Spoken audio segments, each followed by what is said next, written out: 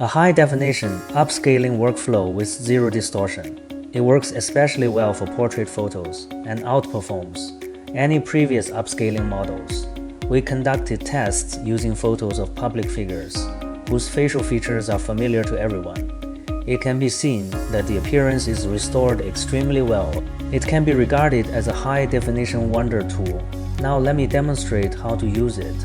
Drag the image that needs to be upscaled into this node. As you can see, the resolution of the image is only a few hundred and it is very blurry with only a rough outline. The output image size refers to setting the size of the long side of the output image. Then just click Room and that is it.